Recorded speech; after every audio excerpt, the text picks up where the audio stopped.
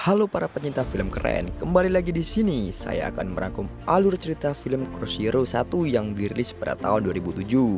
Film ini mengisahkan tentang seorang murid baru yang berambisi menjadi penguasa di sekolah barunya. Akankah ia dapat menjadi penguasa di sekolah barunya atau ia akan menjadi babu? Langsung saja, daripada tidak penasaran, kita tonton alur cerita filmnya. Ini adalah salah satu sekolah yang berada di kawasan Jepang yang bernama Suzuran. Di mana sekolah ini para guru jarang mengajar dan para murid bebas melakukan apa saja. Lalu inilah bocah tengil yang baru saja masuk. Ia bernama Takia Genji. Dan film pun dimulai.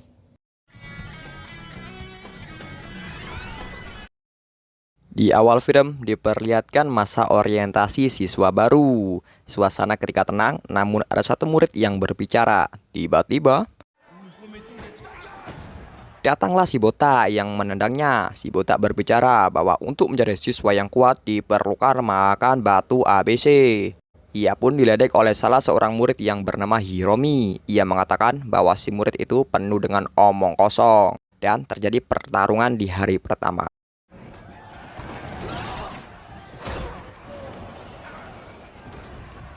Para guru hanya bisa melongo melihat sambil tertiwi-tiwi. Lanjut ketika para Zakuza datang ke Suzura untuk mencari Sarizawa karena diketahui bahwa Sarizawa telah menghajar salah satu anggota gengnya. Zakuza yang di depan bernama Ken, kita panggil saja Bang Ken. Karena tampangnya Bang Ken tidak membuat siswa takut, ia disuruh membeli es campur rasa jeruk. Dan ketika Suzuran didatangi oleh Zakuza, Sarizawa tidak ada di tempat tersebut. Ia menjenguk temannya yang bernama Tokyo. Tokyo ini akan menjalankan operasi kanker. Namun di hadapan Sarizawa, ia cengingas-cengingis, cengungas-cengungus untuk menutupi sakitnya. Sarizawa sudah tahu akan sakit yang diderita oleh Tokyo.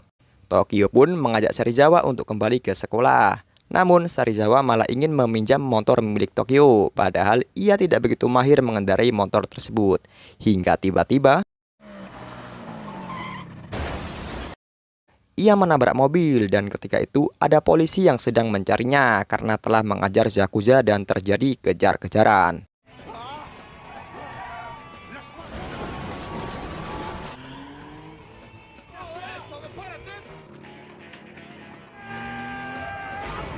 Hingga mobil polisi tersebut harus terbalik karena ulasi Sarizawa.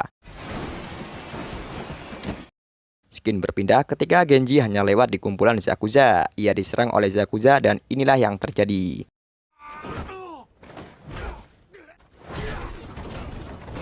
Dengan gampangnya, ia mengalahkan si Zakuza. Ketika Sarizawa datang, ia kaget setengah hidup karena para tamunya telah dihajar oleh siswa baru. Lanjut, datanglah para polisi untuk mencari Sarizawa. Ketika Sarizawa akan pergi menyerahkan diri, ia ditanyakan oleh Genji, apakah ia adalah Tamao Sarizawa? Lalu Genji pun mampir di sebuah bar. Ia bertemu dengan gadis cantik yang bernama Ruka. Ini orangnya.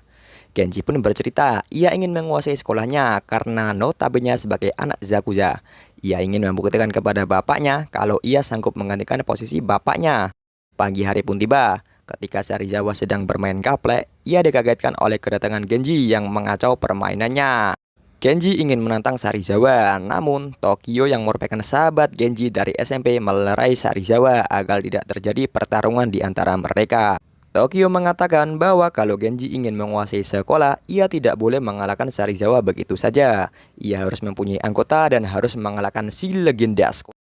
Genji bertanya kepada seorang siswa di mana Rindaman berada.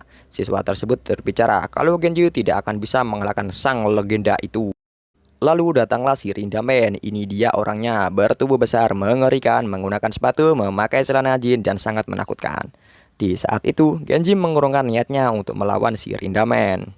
Singkatnya, datanglah Bang Ken yang mengira bahwa Genji adalah Sarizawa, lalu Genji pun memukulnya. Di sini mereka berbaikan, dan di situ Genji berbicara ingin menguasai sekolahnya. Bang Ken pun menyuruh Genji untuk memulainya dengan mencari anggota baru. Singkat cerita, di pagi harinya, Genji mulai mencari anggota dengan dimulai dari kelasnya terlebih dahulu. Ia menantang orang terkuat di kelasnya yang itu bernama Cuta.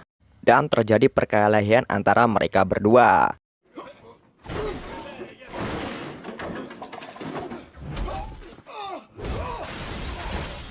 Genji pun dengan mudahnya mengalahkan si Cuta hingga ia mempunyai anggota baru. Setelah mengalahkan si Cuta, Cuta memberitahu kepada Genji tentang struktur di sekolah Jujuran, di mana dari kelas 2, sebuah geng motor diketuai oleh Bando. Namun Bando tidak ada ambisi untuk menguasai Jujuran karena ia lebih senang menguasai jalanan.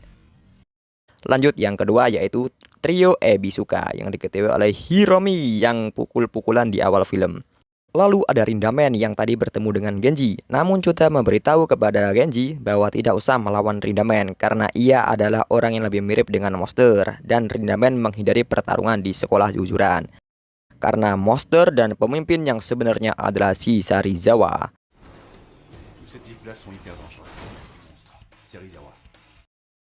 Dan ada satu jagoan yang sering dikalahkan oleh Serizawa, namun ia tidak mau tunduk kepada Serizawa. Ia bernama Makise. Ini dia bebenguknya. Cuta menjelaskan bahwa kelemahan dari Makise adalah seorang perempuan. Ya kayak kita semua sih, kelemahannya ya perempuan. Lalu si Genji pun menemui Ruka. Ia menyuruhnya untuk mengajak teman wanitanya untuk pergi ke bar nanti malam. Dan kemudian Genji menemui Makise untuk mengajaknya pergi ke bar nanti malam. Di malam harinya Makise sudah berdandan layaknya koboi. Di saat Iruka dan teman wanitanya datang, Makise jadi kumat penyakitnya.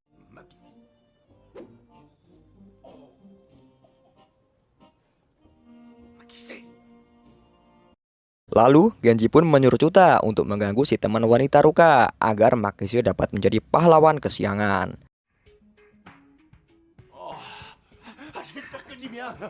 Di saat mengoda, rencana itu gagal karena Ruka menusukkan garpu kepala Cuta sehingga rencana itu diketahui oleh si Ruka sendiri. Alhasil Ruka pun pergi dan mengatakan Genji adalah seorang yang jahat. Kamu jahat, kamu jahat. Lanjut ketika Genji menangis karena kejadian itu ya walaupun dia seorang anak Yakuza ya yang laki-laki ya nangislah gara-gara wanita. Lanjut, datanglah Bangken untuk mengajak Genji pulang di saat itu. Di saat mau pulang, Makise memberitahu kepada Genji agar mereka bisa mengalahkan si Serizawa dengan merekrut anggota sebanyak-banyaknya. Singkat cerita, setelah Makise bergabung dengan Genji, Genji pun mendatangi seorang jagoan lain yang bernama Izaki. Ini dia si orang liciknya. Dia itu orangnya sangat licik ya guys, makanya disebut licik lah. Dibuktikan saat Genji mengajak Baiwan Izaki, Izaki malah mengeroyok Genji.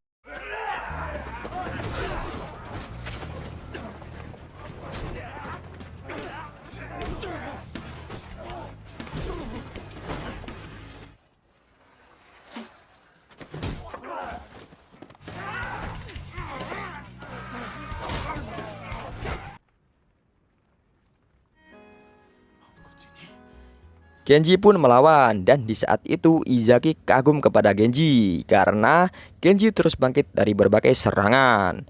Izaki yang kagum memutuskan untuk bergabung bersama Genji.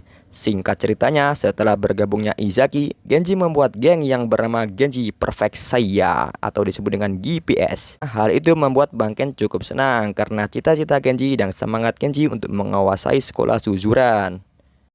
Dilanjut, di pagi harinya ketika Izaki sedang seorang diri, dia ditadangi oleh anak buah Serizawa yaitu bernama Tokaji. Ini dia orangnya yang berniat menghancurkan GPS tanpa sepengetahuan dari Serizawa.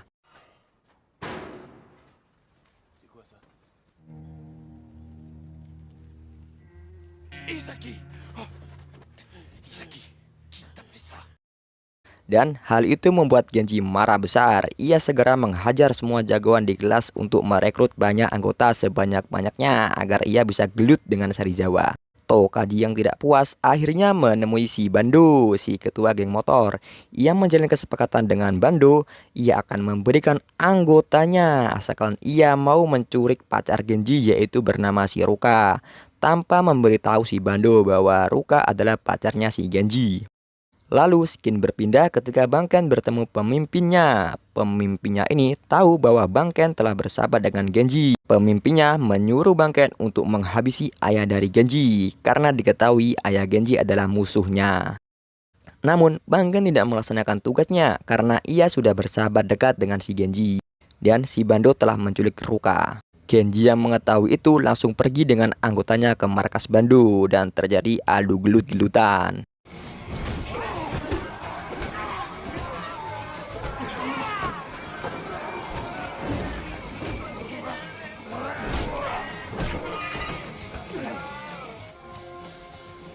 Lalu sampailah Genji bertemu dengan Bando. Bando di sini menjelaskan bahwa ia tidak tahu sama sekali bahwa Ruka adalah pacarnya Genji. Ia memberitahu Genji bahwa Tokyo telah mengadu domba mereka. Itu, Bando menyuruh Genji untuk memotong telinga Makise karena geng Genji telah membuat babak belur anggota si Bando. Genji sang pemimpin pun menolak memotong telinga Makise. Ia bersedia memotong telinganya sendiri. Ini nih para pemimpin yang gentleman, laki bro. Genji pun langsung mengambil pisau dan akan memotong kupingnya sendiri, namun dihalau oleh Bando. Bando yang terkesima dengan Genji akhirnya pun bergabung bersama Genji. Skin berpindah ketika geng GPS dan Serizawa akan melakukan tawuran di lapangan sekolah. Tokyo juga sedang melakukan operasi kanker. Ia berjalan menuju ruang operasi layaknya koboi jalanan.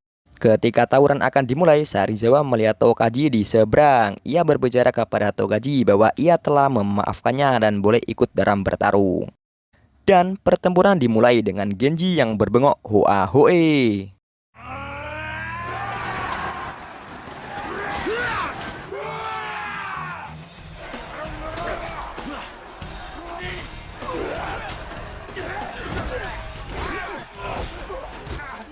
Dilihat dari segi jumlah, anggota Genji jelas kalah banyak dari anggota Serizawa.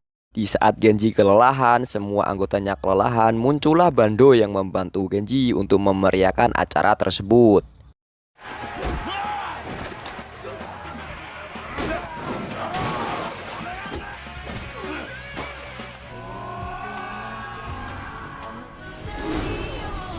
Di saat yang lain sudah pada tepar, hanya Genji dan Serizawa yang masih bangkit karena mereka belum bayar utang di Buyayen.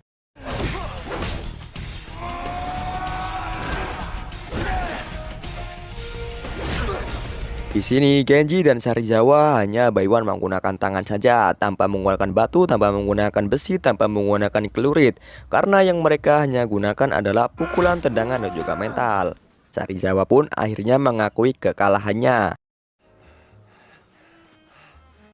Setelah Genji berhasil mengalahkan Serizawa, ia dihadapkan oleh monster sujuran yang sebenarnya, yaitu si Rindaman. Dan film pun tamat. Ending yang bikin semangat gelut. Pesan yang dapat kita ambil adalah jangan pernah nakal di sekolah. Jangan sok jago karena di atas langit masih ada langit. Sekian dan terima kasih.